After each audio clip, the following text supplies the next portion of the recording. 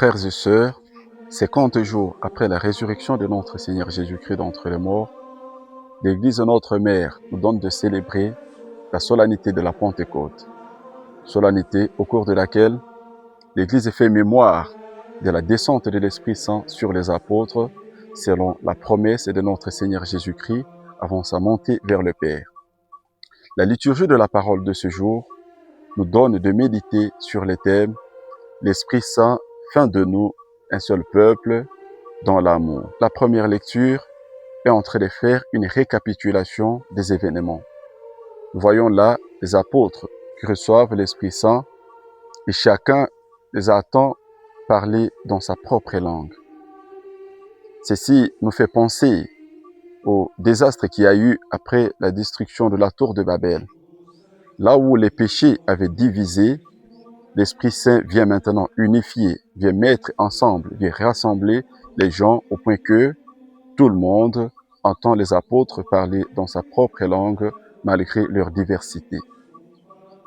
Reconnaissant à son tour les diversités des œuvres qu'il y a dans le monde, dans l'Église, Saint Paul nous rappelle que c'est le même esprit qui est à l'œuvre. C'est cet esprit-là qui fait que chacun puisse reconnaître sa part, son utilité dans l'Église, que chacun ne se sente pas marginalisé, abandonné, que chacun reconnaisse qu'il a une part entière de responsabilité à jouer dans l'Église en tant qu'œuvre de Dieu et que cette œuvre-là, il la reçoit d'une manière spéciale, il doit mettre au service des autres à un moment spécial. Dans l'Évangile, Jésus souffle sur ses apôtres et leur dit « Recevez l'Esprit Saint ». Ce souffle de Jésus vient donner le pardon, vient donner la paix, vient donner le courage et vient donner la vie nouvelle.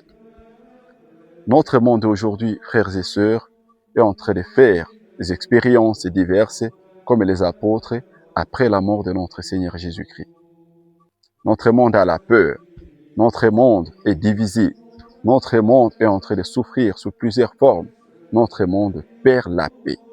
C'est ainsi qu'aujourd'hui, quand le Christ souffle sur nous, il voudrait que sa paix puisse nous habiter et que nous puissions reconnaître sa présence et agir dans ce monde comme artisans de paix et que nous puissions travailler pour l'avènement de cette paix sur tous les coins, sur toutes les étendues du monde et sur nos milieux de vie.